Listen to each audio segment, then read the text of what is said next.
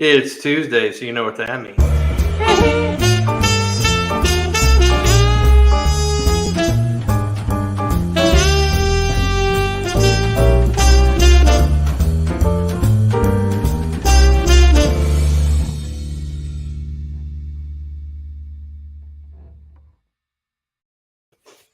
Hey.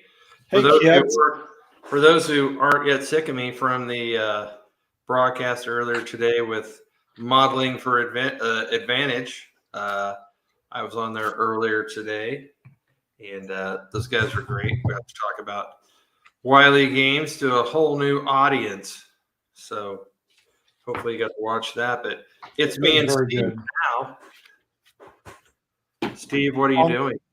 I am finishing up. I've got, believe it or not, I have fistful of lead rule books laid all around me. I have been working on cards for characters for the upcoming Wiley games or Wiley weekend, wargaming weekend. Dub 3. Dub 3. I've been working on that. And hey, Red Sox Mike. I've been working on those cards to get those all done next week because I've got about 50 character cards to do. And I am painting monsters and different terrors and secret things for Terror Island.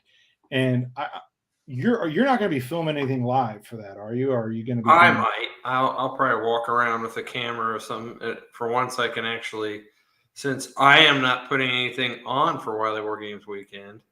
And I'm just going to be a observer / player that actually. Hold on, I gotta go dogs. Steve's last name is actually Bumpus, so you get to the Bumpus house.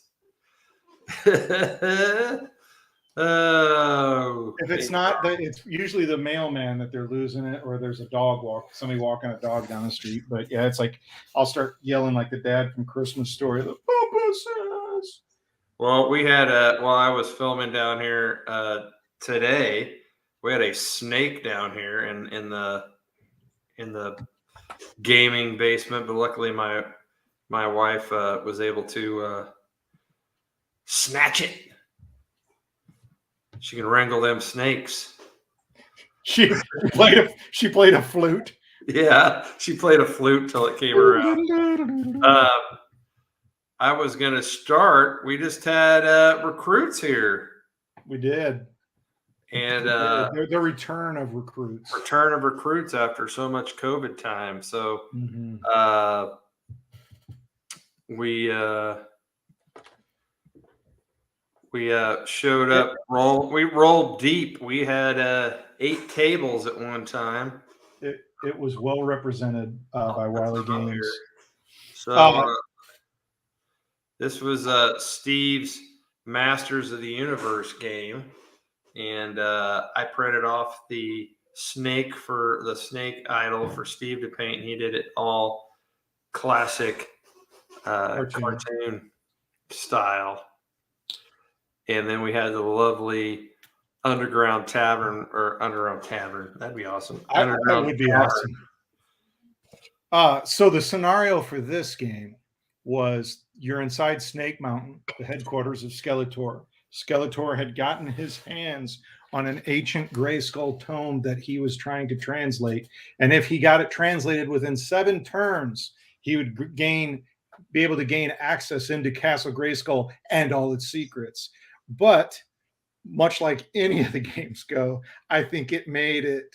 The game was decided by the 4th turn. The good guys got completely decimated. I will say I do believe everyone except for Marshall, because we needed 1 extra person. Your son Marshall, he was the only person. There's Marshall there on the right. No one had played Fistful of Lead before. Yeah, and they all grasped it by the 2nd turn. Yeah. I don't know. I'd like to say that was because of myself explaining the rules, but it wasn't. It was because the game's so damn easy to learn how to play. You came over to me at one point and said, I don't need any shock markers. They're just killing each other. They're one shot. It was unbelievable, and I think not Jay. I can't remember if it was not Jay or McMurray or somebody. Everything was a blur. When people were rolling to hit, which they did, and you roll for damage, everything was a 10. It was a 10, and if they rolled a 12-sided die, it was a 12. We did not get a shock marker on a character until the third turn. Because like Evil Lynn jumped in and was like, and then yeah, it was crazy. I know Marshall and I were laughing about it. We're like, holy shit, this is just crazy. But yeah, not Jay says a touch disappointing overall, but Wiley Games rocked the field house. I would say that Recruits this year was the worst of times. It was the best of times. I think that it was probably the of all the Recruits that I've been to, it was the had the least hubbub, and there wasn't that much of a buzz going around. But the best part about it, the buzz was Wiley Games. There were a ton of games going on. Yeah, we had 8 tables at one time, and one of those was one that we weren't even running. Somebody else showed up, and we just said, "Hey, use one of our tables," and they were going to run one on their own, so we didn't even ask them to. And then Chris helped us run COVID Prime here, the Bounty Hunters Bonanza, the scenario that Steve puts up with a group of bounty hunters all rolling in to collect their bounties. And so I think the first game that he ran was a bunch of high school kids, and instead of actually sticking to the scenario, they just massacred each other and didn't actually. There was a girl playing, and she was the only one who actually stuck to getting bounties, and therefore she won and won the prizes we had put out there. And then I think the second or third game that had more people to it, or had older people to it, were actually trying to do it. Todd said, just catching for a second on Switch. He's at a business function. Is that what you call it? A high-class luncheon. Yeah, so the scenario for this, and thank you, Not Jay, for running this. I created the scenario. I have yet to even play this scenario or run this scenario, because the first time we did it was at Battles and Brews, and that was I had fallen with the COVID and was in a Bacta tank that I didn't get out of for a while, and so I couldn't run it there. And then Not Jay was gracious enough to run it like a boss at Recruits, and it was in good hands there. But the scenario is that you have a team of 5 or 6 characters, and they're all bounty hunters, and there's 2 spots on the table. One is or 2 characters on the table that you have. You can go catch bounties and basically turn them into those guys for cash. There's markers on the table that show you where the bounties are, that you don't know who they are. And if you activate your tracking device, it lights it up for all of the other players. Your fob. And then you flip a card over, and it's a character card of the bounty. And then you'll find out how much that character's worth. You can bring them in cold. You can bring them in dead. I don't know. And Chris might be the one that can help me on this. Has anybody ever brought in more than 1 bounty? When I ran it at Battles and Brews, yes, there was somebody that brought in 3 bounties, and it actually played out really well. Yeah, I think like our whole crew, and with Recruits, I don't want to say that it stunk or anything. It was just, I think it felt more of like a soft open after the pandemic of 2 years, because they had redone the facility, and it was still being redone because a lot of construction. And those folks that watch and have been to Recruits and have heard about Recruits, it's been crazy. It's a great time. I think for me, it did feel like it felt a bit quiet, almost like a soft open. I still had a blast. I still got to see all my favorite people. I got to see some people I didn't really want to see, but that's, it was a good time, and I'm playing fun games. So McMurray's game, his airship game, kicked ass. I didn't play it. I watched it, and everybody would walk away from that saying that they had a great time. Yep. So yeah, he took. I don't know if I got a picture in here. He took the Starfighters rules and made a Victorian airship battle with it. So it's something I've done before, and something we're going to be redoing or fleshing out a little bit more in the new Victorian sci-fi rules coming out. I ran Battlesuit Alpha. I ran six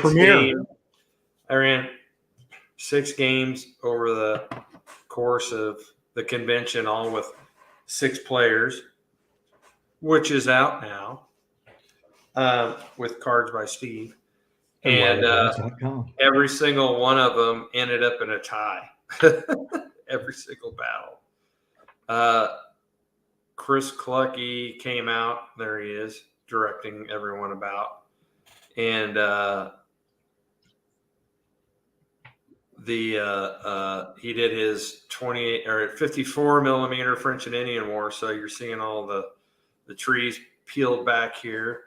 I think he ran it twice. A third time was just him and another guy because dude wanted to play and it was getting late, but he ran it anyway with him. So that's there's a nice shot of the gym and everyone wearing their swag. A very happy fellow in the corner playing Steve's game.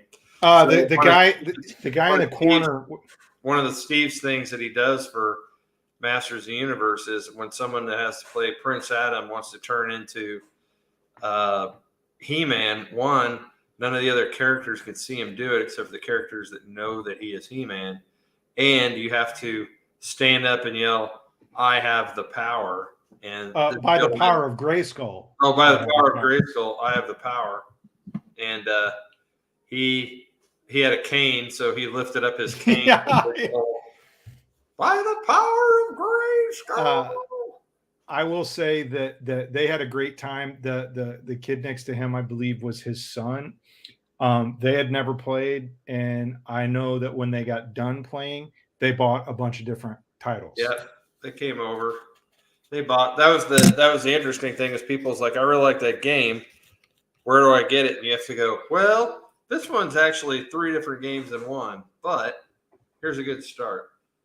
And I think they bought every book. Yeah. Here's a better shot of Chris's game with those lovely figures. You got the Indians. And they're beautiful. His table, if you get up to look at it, it's beautiful. And that's, again, another game that Chris has ran at conventions, at recruits, at wherever, a million times. And because I'm either running a game or doing something else, I have yet to play in that game. This is the guys from St. Louis that came on and put in a Tales of Horror game with Scooby-Doo. And I believe the Winchesters from Supernatural were there, and the sheriff from Stranger Things. Yes. Yeah, there they are, all lined up. Everybody loved that picture. I don't know where he got the vehicles. I've seen the figures. I think the figures were STLs. Yeah. But I don't know where the cars are from. Yeah. So this is my Battlesuit Alpha table. So you had a bit of a city in there. Everyone kept coming by and was like, "Where'd you get those buildings?" And I tell them, these are from Lazy Forger. They're 6 millimeter 3D files that I just put in the slicer and printed at 250%. And so that blows them up to 15 millimeter size. And I just use a MDF printer, a string printer. Does a great job. There's a great shot of the battlefield that Steve had before all the miniatures showed up. So this is a big underground cavern that was actually hand built by our friend Warren many years ago, and we just don't get a chance to play with it that often, but it's such a great table. I got out the oldie but a goodie, got out my Western Town, and I know that was played on Friday. I think we took it down Saturday, so James that ran it, he turned around and did his Aliens game that he runs.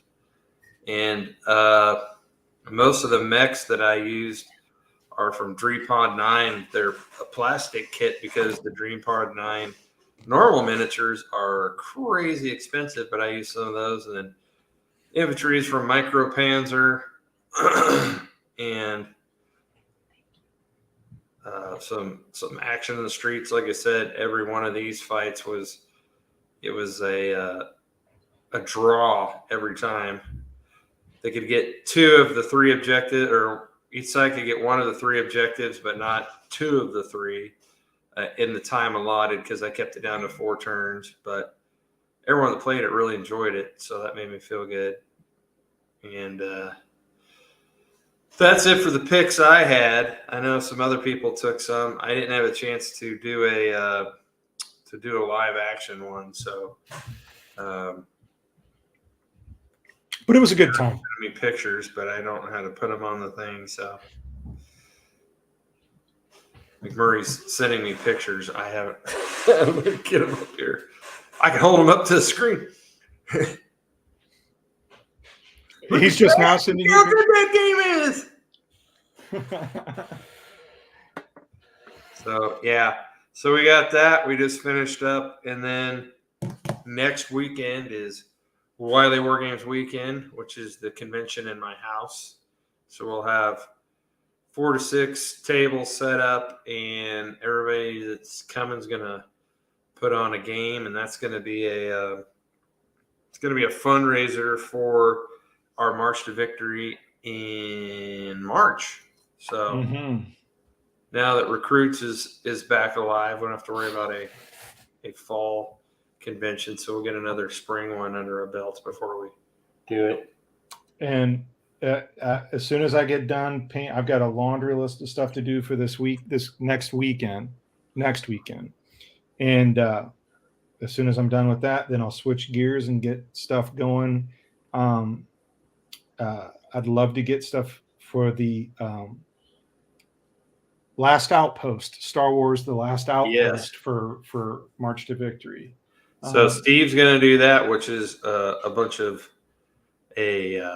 outpost on the fringe of the empire that has suddenly gone dark. It's also interesting that there were some experiments going on there with the troop. We won't reveal too much, but no. But it'll mix books again. It could easily be a Halloween scenario. Yes, it'll mix books again. Yes. But 2 books in particular. Yes, 2 books in particular, but I got some figures for it that Jay printed up for me, and they're beautiful, and I've got them primed in a box, but I'm just trying to get Terror Island done, the first chapter of Terror Island done, and then I'll switch gears and get that. Then I'll have Terror Island again, the second chapter, probably for a 3rd chapter by that time for March to Victory. But yeah, we've got Wiley War Games weekend. Steve's putting on Terror Island game. Probably Star Wars if you want to. Not Jay is putting on a What a Tanker game. Trying to think who else is putting on stuff. But for our March to Victory game, I've been printing like crazy. This is a 15 millimeter. It'd be awesome. Land Raider. We're gonna do a 15 millimeter gigantic, bigger battles. Battle of Ren's World. If you're not familiar with the old school original cover of Rogue Trader, which is what the 40K all started with, based on that cover. So it's going to be the Crimson Fist versus a horde of orcs. Everyone's painting on them. Friend Ken's doing a bunch of orcs. I'll be doing the Marines and the Empire. And we'll just have a massive battle with some tanks and infantry and all that kind of stuff. A little Space Marines. I printed a little bit bigger. Speaking of that, I've been working on we did the Codex Galactica originally. We did Galactic Heroes that was meant for basically so people could just play the game with some pre-statted up troops, kind of like a small help you out army. If we had Star Wars, Star Trek, Doctor Who, retro sci-fi, Flash Gordon, all that kind of stuff, and we did some grim dark. So, but it was pretty just skimming the surface. So I went through all of the 40K army lists, and we're gonna put out the Codex Galactica Grim Dark Edition, which will cover almost all the troops and vehicles listed in that particular universe. We'll have all the different factions and everything like that. I'm going to illustrate it like it's a illuminated manuscript, so it'll look like it's this old book that's been, sitting in the dusty corner of some inquisitors. I've seen pictures of it. It looks cool. Yeah, so my son Marshall has been doing all the statting, and then I'll be doing an illustration. That'll be a little quickie we'll put out for probably not a whole lot of money, so people can just take all of their old 40K stuff and play with that. So that's a nice little thing to do while we're working on Glorious Adventures in Age of Steam. So no rest for the wicked as we plow through that. But I've also been working on with Battlesuit Alpha. I've been printing out all the Battletech miniatures at 15 millimeters. So we got some big boys. We got some Thunderbolt or a Hunchback. Got my favorite's the Marauder. I painted it all like these are supposed sweet. In the lore, these are hard to find parts for, so a lot of them look like they're mismatched. So I painted him with all that stuff. My personal favorite, the little urban mech. Poor little sucker. He never gets any love. Those are great. Yeah, they look fantastic on the table. And they'll look really cool with the terrain that I used at Recruits. So that'll be a cool battle coming up. It'll be a really cool show, babe. Yep. So we've got next weekend's Wily Wargames weekend, and then and you said you're going to have some stuff posted for that. Am I right or wrong? Yes, I will try to post some stuff for that. I'm sure Not Jay will probably do something for his channel, and anybody else, just so we can have some people sit in and watch. Yeah, I can't wait. They can't be there. So, what was the other thing? And I forgot what we were going to talk about tonight. No, I know. I remember. My COVID-ridden brain remembers. We were going to talk about coming up with scenarios. And what book should I use, Jay? Sure. So if people in the watching want to submit some ideas for what they think they want to play with, and then me and Steve can help you with which books they're in and how you can set it up. So, for instance, like Romans and werewolves. Well, you could obviously use for the werewolves. You can use the Tales of Horror books or the fantasy books, and then for your Romans, you could either use our Might and Melee book, or even the core book has, I believe it has. I'm waiting for Not Jay. I'm here right there on the back of the list where we've got some sample teams. So yeah, you could have your ancient Romans versus your werewolf clans. So I'm waiting for Not Jay to post something like, what about naval battles? What about naval battles? Oh, he was trying in the last one. I know. That's why I said it. It's like, okay, I'll narrow it down. How about if I do a scenario with McHale's Navy or something? Well, Mini Warmit says, beware wolves are friggin' tough. Well, No, they're not. Not if you ask a certain Mr. Ken Boone in our last Tales of Horror game. I destroyed them. They were all soundly destroyed by the vampire faction. And before that, when we ran the first Wily War Games weekend at the brewery, they were defeated by the London Bobbies, and all they had was clubs and a couple of pistols. They had nightsticks. I'm listening. I'll be right back. And they beat the crap out of the werewolves. So you just have some terrible rolls. Well, yes, the wolf howl, it's not a killer. It can give you some shock. So you need to take care of that fellow, or shoot him, or take him on with some teams that don't have problem with shock. So you can give your troops that are taking them on steady so that they ignore shock when they're shooting, that sort of thing. The one game I would love to have, I have like maybe 2 or 3 miniatures for them, and I would love to get more, and I'm sure there's probably out there now with DNSTLs. I had some figures, some lead figures of the original Planet of the Apes. Oh, yeah. And I thought that would be great. That would be great. Someone has to make the horn noise. Yeah, because you got... You use like cavemen for the humans, right? Right. You got post-apocalyptic. So you got stuff in there. If people like talking animals, they've got talking animals now. If you've got horse and musket to a degree, if you want to expand a little bit and go beyond the first movie, you can have a faction of characters in there that have telekinetic powers in there.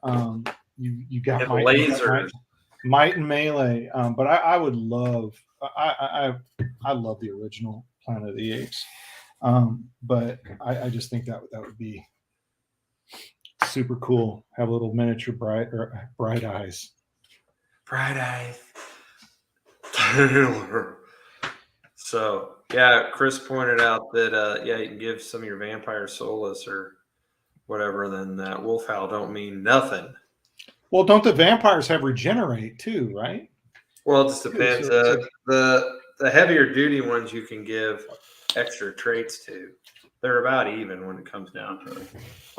Yeah, werewolves fare like the Star Wars ATSTs, or in our games, or as we call it, ATSTs on our table, ATSHITs. They don't last, but they have not done well in the past. Nope, and it is a running joke. It is a running joke. I Dream of Mini says, is there a scenario just for 6 to 8 players? That's all I run. Also, would you lessen the war bands to 4 minis for sake of brevity? We don't. No.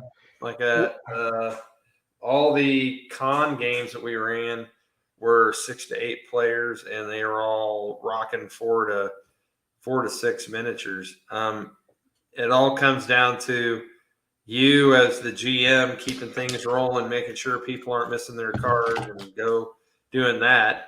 And then another big way to help is to have all of the traits on the cards spelled out. The other thing you can do is, if it's like a first game, you can make all your regulars have the same trait, and then just have your leader and your specialist be special. So it all just depends on how familiar the players are. Are they familiar with war games at all, or are if they've played the game, if they played Fistful of Lead before, definitely not a problem. But Steve, like he said with Masters of the Universe game that he ran, those were all new players, and there were 6 of them, and those Master Universe guys all had traits and special weapons that were all different and everything. And magic. There was a lot of complicated stuff in there. But when I first built those characters and I made their cards, it just said if they were soulless, it just said soulless on there. If it said killer, it said killer on there. And you quickly learn, it's like, okay, well, even with us, you've got people, and I'll be guilty of it myself, going, okay, what was that? Just because I've got brain fog. Oh yeah, it's this. You're slowing yourself down by not putting it on there. Sometimes I abbreviate it, but for the most part, um, well, you can also just do a sheet. Like I'll give a cheat sheet to it. If I can't on the cards, I'll give a cheat sheet to the different players that just have the traits for them, and that's all they need to worry about. And then you have all your weapons and their ranges if they have them, and then the cards are great because also the players can turn them over or turn them sideways so that they know a character is activated already, so they're not going, did I move him? I can't remember if I moved him or not. And that was something that the Masters of the Universe crew, and I'm sorry I keep using that example because that was the only game I ran at recruits. That was something that I was not telling people, that I was noticing them doing it on their own. As like, I had a couple players. It's like, is it okay if I turn this card or flip this card over? And so I know that they've already gone. And then one guy was like, well, don't flip the card over, because if somebody's being shooting at you, you want to see if you've got the skill to be able to dodge it, or if you're lightning fast or whatever. I mean, you can use little markers. There's other people that use beads or something to help them remember. He was asking how long they usually take, and we have 3-hour sessions, and all mine were done before the 3 hours. So yeah, mine too. And if they went longer, or like I said, the Masters of the Universe game, I set it up for 7 turns. It was done in 4, but I had people that were still like, "Oh, let's keep going." I mean, the game's over, but let's. Well, another thing is to make definite scenario objectives or put a time load on it. Like, this is 4 turns. You have to do this by 4 turns, or else the chuds come. And so that's another way to drive it too. Really, it's finding the right scenario, and then having the scenario have a fixed either real-time limit, like we're playing for 3 hours and see how what happens by then, or you actually put up. Most of the scenarios that I've got in the books are a fixed number that you need to play, or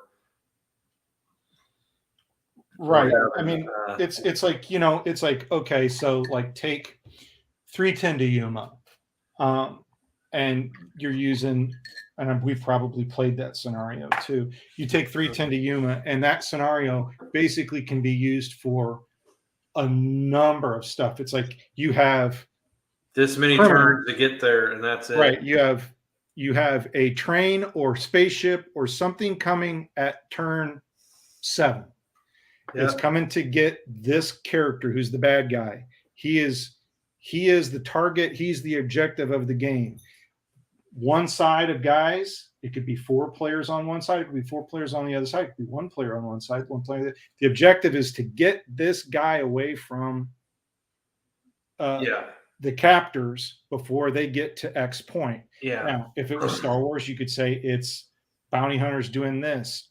It's a we talked about for Star Wars. I've got the little frog lady from The Mandalorian, and it's like, okay, the object of the game is she's got to get escorted from point A to point B in X amount of time, or she's going to slowly start losing her eggs to Grogu, who's eating them. So it's like that's like an easy one, is to get from, you've got 7 turns. And I would say, wouldn't you, Jay, like 6 or 7 turns is usually good. I tried it. I have most of mine set at 6 turns. Yeah. Roll a D10. And if you roll 1 through 6, the scenario is over. And if you roll a 7 or an 8, that's the end of the turn. Or you could set it otherwise, or you can just have a fixed amount. Like for the convention game I ran, it was over at 4, period. And then it was like reinforcements are coming and you need to be done. And another thing you do is speed up, like Chris said. If you've got 2 players who are not going to interact with them, let them move at the same time. I usually try to set up games so that the first turn is just going to involve people moving, and there's not going to actually be any shooting. And so people get used to how the activation sequence works.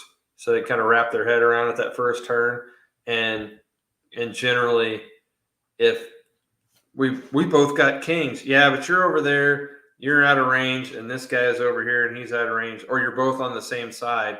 What you're doing isn't going to affect each other. Just go now.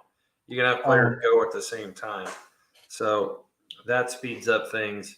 I will say we still have this issue because if you're wanting 6 to 8 players, and it's a group of friends, the chatty Cathyism is going to start coming into full effect.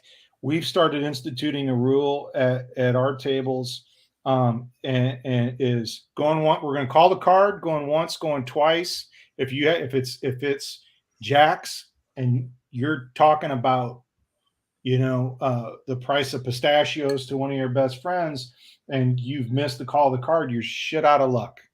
Yep. You've missed. We got to go. We don't have time to. Oh, wait. I have a 10, and I know we're on 6s now. I didn't hear it called. Well, you lost. That you'll better luck next turn. So, and that helps. Yeah. Oh, Chris just steals my ideas, so he learned all that. But yeah, definitely that, and let it pass the first time, and then be a real dick after on the second time and go, look, we let you get away with it one time before. Now it's time to pay attention. So, and then if that person keeps doing that, then what you do is you come up with a new house rule that anytime somebody messes up, that mess up is named after that person. Exactly. So you just continue to firmly humiliate and just embarrass keep that berating person. them over and over again. Yes. That's called, when you miss a card, it's called being a John. Yes. When you constantly hide behind the cover, it's called being a Greg. So yeah, make sure you get that kind of public humiliation out there. I noticed that helps a lot. So it's like have them wearing a sandwich board out in public or something. Put them in the stocks. Yeah. And Jay said this, I think earlier, is like, if like we'll watch a movie or watch a TV show and just go, oh, that he'll text me or I'll text him and say that kick-ass idea for a scenario. Yeah. We both watched the movie Prey and we're like, we got to make a game out of that. Native versus aliens. Yep. Got to do it.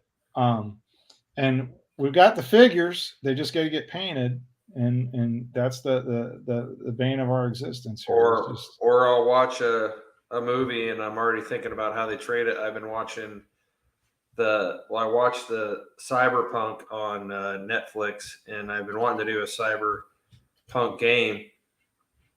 And I'm sitting there watching the characters, and I'm like, well, that would be this, and that would be that, because a lot of trait-wise, taking the mutations from Wasteland Warriors and just making them cybernetics. So, I watched they had this one character that basically fired off all these darts when people got close to him, and I was like, well, that's just like the damaging aura, basically.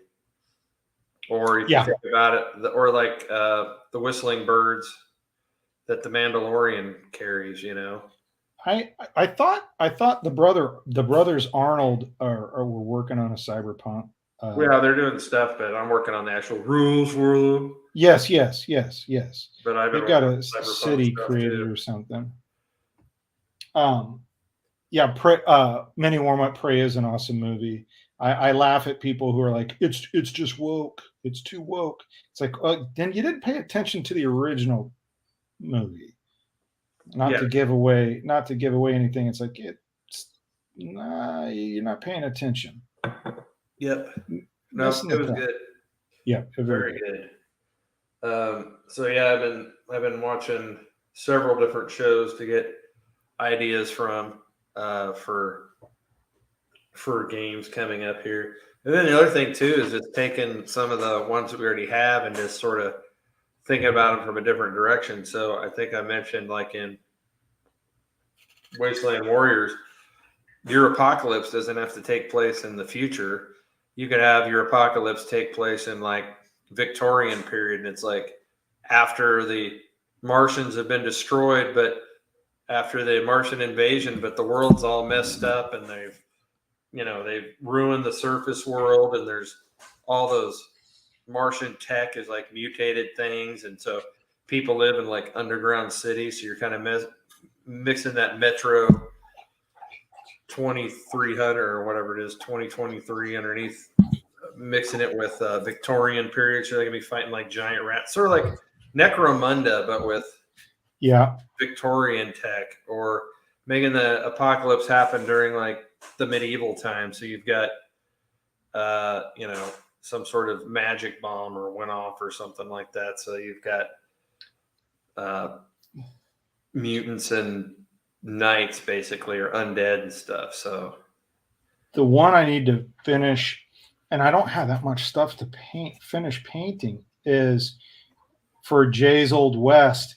I have a bunch of Chinese that period, Chinese vampires, and to do a Chinese vampires. Big Trouble in Dodge City.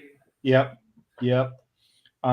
Big Trouble in Dodge City. That I'm half done with that stuff, but I can't get squirrel on it right now. I got to finish this stuff. That's why I haven't watched Andor yet. I've seen the first episode and I'm like, okay, I can't watch it because I got to get this stuff done. And if I start watching it, I'm going to be back painting my 18 boxes of Star Wars rabbit hole. Back to Star Wars rabbit hole. So I'm holding off, and I've got a laundry list of stuff I need to watch, and I'm just not, because I have ADD and I'm going to be just not even done with this stuff. Chris says they're going to try to have his cyberpunk, which is Kanji City.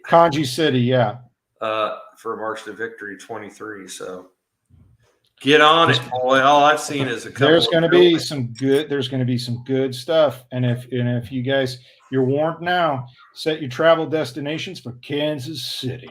Yep. And come out to let's see here. We can even put it down at the bottom here. Go to marchtovictory.net, and you'll be able to you'll get caught up on all the latest, what times and all that kind of stuff. We've added a bunch of extra things for like where you can go, what you can see, what you can do when you're out at the con. Update the hotel stuff. We've tried to get rid of some of the worst offenders for the hotels, but and Kansas City. There's tons and tons of stuff to do, and it's a great little city. You can come and you can, well, if McMurray's out here, you can stay with him in his car or something.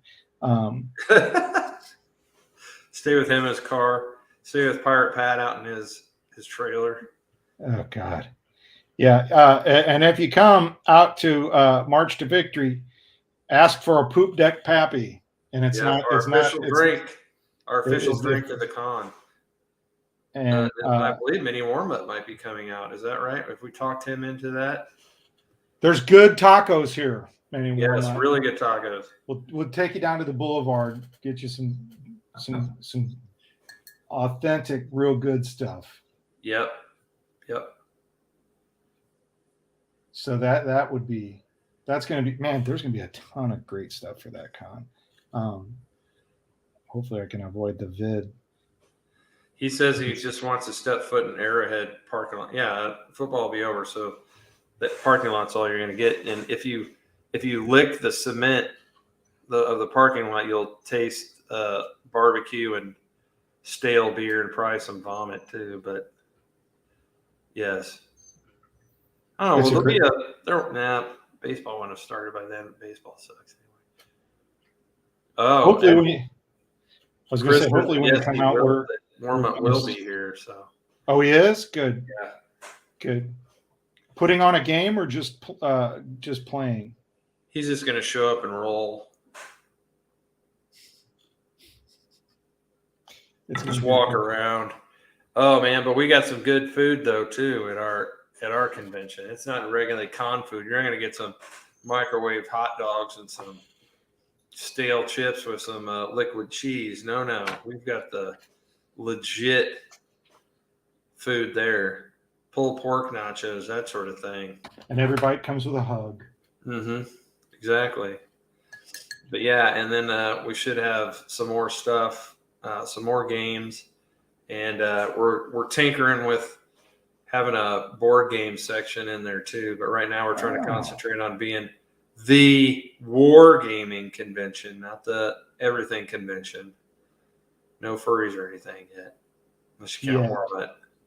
And there is a silent auction and such. So yeah, we're gonna.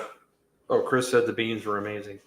We're gonna change it up a little bit this year. It's gonna be a shorter time, and when it's over, it'll be over quickly, so it won't, or it'll be over between sessions. So nothing drives me more crazy than having somebody get up from a game because they got to go check on their which happened stuff, which happened to me several times this so we're changing it up so all that'll happen, and it'll all be done by like 12:30, so there's no all day stuff, and then we're not having to have people watch. We had some true saints last year watching the silent auction and making sure everything was running good, but it went really smoothly. And then, it went so smooth that recruits based their auction this year off of what you did. Yeah. And then there's always people like buy stuff and then leave it. And then you're like, why did you bid on this? And just leave it here. So it'll be in next year's. So, God. Yeah. So I suspect it's going to be a little bit bigger next year, and then if it gets much bigger, then we got to start looking for a new home. But where we're at is great. But we're trying to keep it affordable. So I don't want to be a $50 weekend con kind of a deal unless it's gigantic, like it's Gen Con or something like that. I just don't feel like, and even those, half of those you go to and you don't get to play in. It's J-Con. It's J-Con. No, I don't want it to be. I don't want it to be our convention. Like, I don't want it to be a Wiley Games convention. I want it to be. Well, I mean, recruits kind of felt like a Wiley Games convention there. Yeah, I'm not gonna say anything about that, but Well, but I mean, we had the majority of the games running, so. But it is what it is.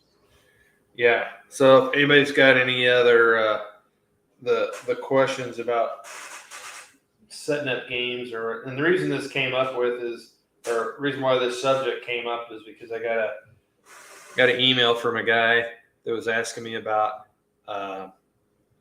if you could play X with Fistful of Lead, and we're like, well, yes, do this. And then he's like, what about Y? Well, what about Z? What about A? What about B? So I had to keep. Give me all the letters. Specific books or whatever, and I'm like, you don't really need it. You can just play it all with core, just tweak it a little bit. Yeah, kind of what you want to do. And that's the thing is, like, you can sit there and I guess you can sit there and go, well, I can't give him this power because I'm only allowed to give this guy one trait or two traits. And it's like with the Masters of the Universe stuff that like, give him what works, give him what fits, and then it'll even out. You don't need points. Yeah. Oh, speaking of giving out things, we gave out one of our few hardback fantasy books remaining. Went out to one of our subscribers just the other day, and then we had 4 other winners who got bundles to win. So they got emails went out and they got their book. So hopefully people will be posting their pictures with their stuff they won on with their winnings medias. So that was cool getting to be able to do that. But they're on a whole. those are like gold. So I know. So fantasy books. Yep. I get people like all the time that are emailing, "Hey, you got any more of those?" Like, no, we did a pre-order. That's why we do a pre-order. So please give us some books. You want some death sticks? Y'all got any fantasy books? Yeah. You got any fantasy books? I sure could use one. So you don't know. Is it going to be a surprise of what people are bringing to Wily War Games weekend? I mean, I know that Chris is going to bring What a Tanker, and you're bringing Terror Island. But other than that, it's a mystery. I'm not even sure how many people are coming, even though we told people to RSVP, and I don't know what they're bringing. So, and they're coming new. It'll be interesting. So yeah. Well, I mean, we'll have a good time. So when they don't have enough, when we don't have enough for the build your own burrito, well, I guess that's going to be their fault. So I can't wait to play that game. Build your own burrito. Build your own burrito. Yeah, I'll bring all kinds of stuff. So if there needs to be a table set up for this or that or this, I'll bring whatever. So the Baron can play this time. Yeah. I'm disappointed McMurray's going to come in because he's got a wedding. That boy needs to learn some priorities. He does. Yep. Gaming is first. Yep. Always. It's a sacred day. It is our Christmas, our Easter, our holy days are these days. So so disappointed. That's like my wife said long ago that Thursday night was our Sunday. So it is where the game room is our temple. Worship at the table. Mm-hmm. Worship at the table. Yep. We're almost at an hour. We are, and I was going to probably call it an hour. So Clickety clack. Clickety clack. So, anybody got any? If anybody's got anything they want to throw in the comments for questions or ideas they're coming up with, and their stuff. Games that they're on our Facebook page. They've just been going crazy with building BattleTech and posting BattleTech. Yeah, they are mix with all their stats and everything like that. There's like I'm gonna have to make them into a compilation, and that's a great idea. Put them on there. I'll just put them on there as a freebie because the IP and everything, and it's not like I can use the artwork or anything like that. So, and somebody put on a gigantic 54 millimeter bigger battles with a fictional invasion of England from the Prussians that looked really cool. So all of a sudden the 54 millimeter stuff taking over. Yeah, I can't start doing that stuff. I'll stand back and watch people go at it because I can't get into another size. Amy will fix tape. Yep. I also had to put on there the picture of the Perry brothers holding one of our dice trays. I know that. Oh yeah, so I forgot to ask you about that. How did that come about? Well, Dirk was one of our winners, and he's in Germany. And Robin wanted him to post a picture to prove that yes, we will send your prize anywhere. And so he was at Tactica, which is a big convention in Germany. Is it Germany or is it in Belgium? I can't remember. But over in Germany. And so they were there. So he got him to take a picture with it. I'm sure they're like, yeah, whatever, dude. So yeah, they took a picture with him. So I'm going to play it up like they know what we are, and then I'm going to send them a copy of the rules. And then somebody else had done a Battle of Teutoburg Forest with bigger battles. So the Romans and the German tribes playing it out. Drew Mini, just want to say a big thank you for the awesome customer service. You sent a permission to get my PDFs printed and bound. Yeah, it's weird. McMurray, it wasn't that big of a deal because I had to do it for McMurray too. For some reason, there was he's got a Office Depot print Nazi that's like, I had to send permission. It was no big deal just to send. Really? Yeah. They're like, because I think I did it from the convention. I saw the email and I was able to just go boop, boop, boop, boop, boop. Yes, please print this. I'm like, who cares? Are you really being that nuts about, so dumb, who's printing off stuff? But hey, man, I guess when you're trying to prove your job, it's no big deal. And Robin's really good about getting back to people and stuff. So a lot of time when you think you're talking to me, you're actually talking to the Baroness. But in that case, it was actually me. But she does most of the customer service stuff. Really, I only get involved if it's a specific rules question. We both work in the same office, so she'll just turn around and go, "This guy's asking about how many miniatures, and if I need to reduce the scale of." If we go to 15 millimeter, you reduce the scale and stuff, so that she'll forward those to me. So I thought you said she's the one. You were getting ready to say it. You didn't. You said something different. I thought you were going to say she's the one that does most of it. You said customer service. I thought you were going to say she's the one that does most of the cussing. Well, that too, because she's doing most of the customer service, but she also does most of the work. So I'm only doing the artwork and the rule books and the pictures and all that kind of stuff. She's the one that every day is doing the shipping and everything. So when we got all those shipping, and she does the social media, and she keeps the website up and posts new stuff on the website. So when we got that big load of new Battlesuit Alpha books in, we're all excited. She's just looking at it as like, oh my God, I got to ship all those out. So she's making all the print labels and stuffing them in the plastic and doing all that kind of stuff. So she's a saint. Yes.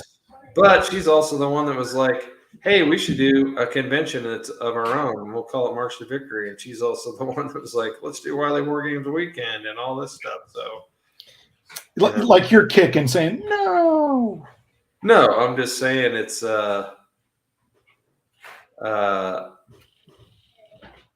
she's the one that does all this stuff. So